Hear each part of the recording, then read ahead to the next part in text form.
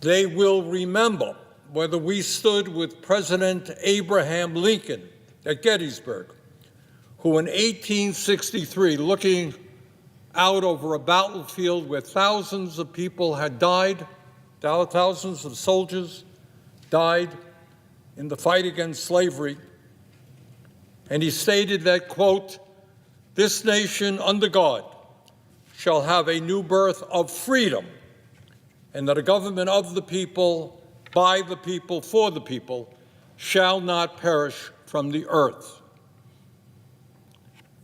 Do we stand with Lincoln's vision of America, or do we sit idly by and allow this country to move into a new vision? And that is a government of the billionaire class, by the billionaire class, for the billionaire class. But it is not just oligarchy that we should be concerned about. Not just the reality that today 3 people own more wealth than the bottom half of American society, 170 million. 3 people, more wealth than the bottom 170 million Americans. It is not just that the gap between the very, very rich and everyone else is growing wider, and it is not just that we have more income and wealth inequality today than we have ever had. On top of all of that, the reality is that today we are moving rapidly under President Trump toward authoritarianism. More and more power resting in fewer and fewer hands. Mr. President, as we speak right now, Elon Musk, the wealthiest man on the planet, is attempting to dismantle major agencies of the federal government which are designed to protect the needs of working families and the disadvantaged.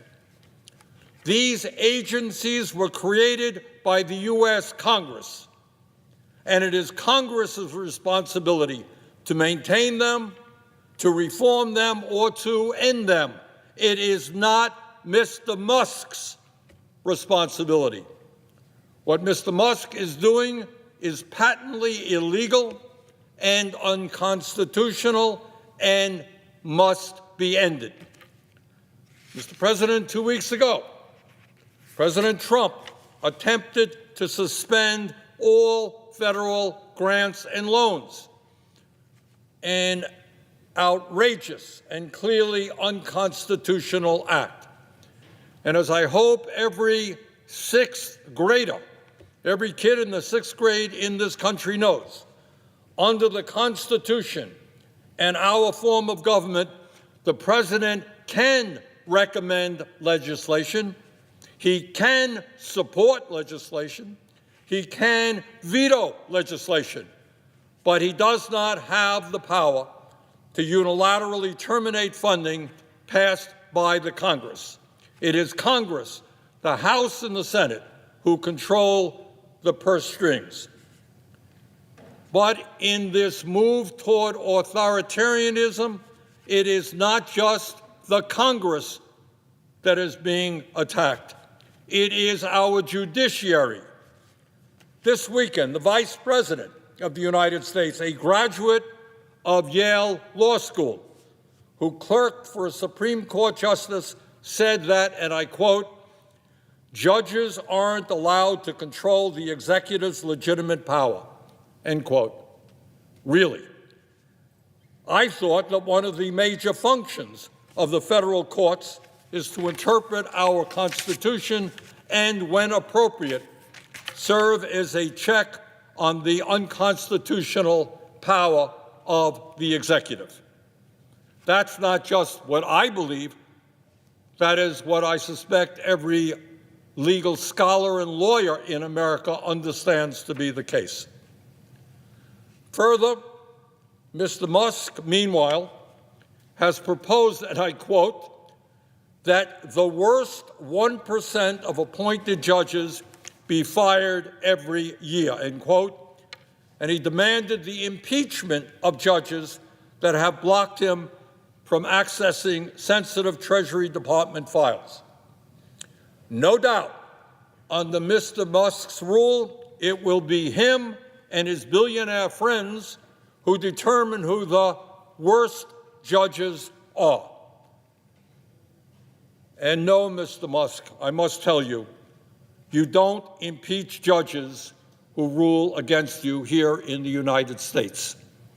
You may or may not know this, Mr. Musk, but under the U.S. Constitution, we have a separation of powers, brilliantly crafted by the founding fathers of this country in the 1770s, and it has worked pretty well throughout our country's history. We have an executive branch, we have a legislative branch, and we have a judiciary. Mr. President, what we are seeing now is not just an organized attack on the power of the Congress and the responsibility of the judiciary. Mr. Trump and his friends are not just trying to undermine two of the three pillars of our constitutional government, Congress and the courts. They are also going after the media in a way that we have never seen in the modern history of this country. Trust me that every member of Congress will tell you that the people working in the media and media organizations are not perfect. We have all had our experiences with the media. Media, like everything else, makes mistakes every day.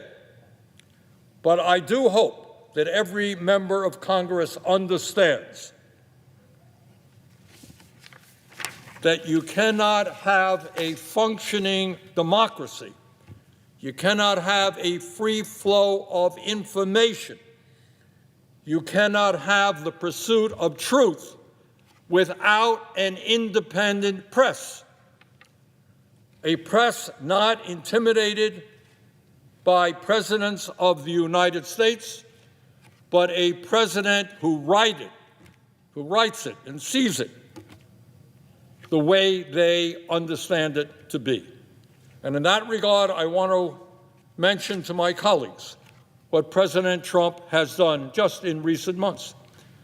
Mr. Trump has sued ABC and received a $15 million settlement. He has sued Meta, the parent company of Facebook and Instagram, and received a $25 million settlement. He has sued CBS and its parent company Paramount and is right now in negotiations over a settlement. He has sued the Des Moines Register for a poll results that he didn't like, and his FCC is now threatening to investigate PBS and NPR, major news outlets in our country. In other words, we have a president of the United States who is using his incredible power and the power of his agencies to go after media in this country who are saying and doing things he does not like. How are we going to have an independent media if journalists are looking over their shoulders, fearful that their reporting will trigger a lawsuit from the most powerful executive in the world? Mr. President, in the midst of all of this, I think that now is the time to ask a very, very simple question, something I think that is on the minds of millions of Americans. What do Mr. Musk, Mr. Trump, and their fellow billionaires really want? Now, it's not really taking over Greenland, the Panama Canal, all that stuff. The real question is, what is their end game? What is their goal? What are they striving for? And in my view, the answer really is not complicated. It is not novel. It is not new. It is, in fact, exactly what ruling classes throughout history have always wanted and have always believed to be their right, and that is more power for themselves, more control for themselves, and more wealth for themselves. And in their pursuit of more power, more control, and more wealth, they are determined to not allow democracy and the rule of law to get in their way. For Mr. Musk and his fellow oligarchs, the needs, the concerns, the pain, the ideas, the dreams of ordinary people are simply an impediment to what they, the oligarchs, are entitled to. And that is really what they believe. They are entitled to all of the wealth and the power they have, and they are determined to stop anyone who gets in their way. Mr. President, this process, this phenomenon that is going on right now is not the first time that we have seen this in our country's history. As I think many Americans understand, in pre-revolutionary America, before the 1770s, before the creation of the United States and the writing of our Constitution, the ruling class of that time governed through a doctrine called the divine right of kings. The belief that the King of England was an agent of God, that God appointed him, and that he was not to be questioned by mere mortal human beings. He was appointed by God. In modern times, we no longer have the divine right of kings.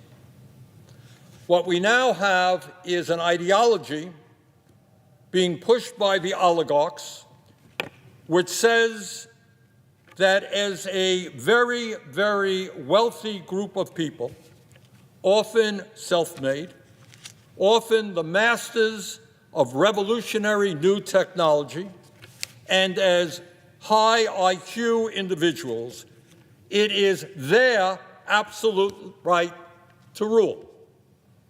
In other words, the oligarchs of today are our modern-day kings. And Mr. President, it is not just power that they want. Despite the incredible wealth that they currently have, they want more and more and more. Their greed has no end. Today, Mr. Musk is worth $402 billion. Mr. Zuckerberg is worth $252 billion, and Mr. Bezos is worth $249 billion. With combined wealth of $903 billion, these three people own more wealth than the bottom half of American society, 170 million Americans. And not surprisingly, since Trump was elected, their wealth has soared. Musk has become $138 billion richer, Zuckerberg has become $49 billion richer, and Bezos has become $28 billion richer since Election Day in November. Meanwhile, Mr. President, while the very rich become much richer, 60% of Americans live paycheck to paycheck. 85 million Americans are uninsured or underinsured in terms of health care. 25% of our seniors in this country are trying to survive on $15,000 a year or less. 800,000 Americans are homeless, and we have the highest rate of childhood poverty of almost any major country on earth. And real inflation-adjusted wages for the average American worker has not gone up in 50 years. Does anyone really think that the oligarchs give a damn about ordinary Americans? Trust me, they don't.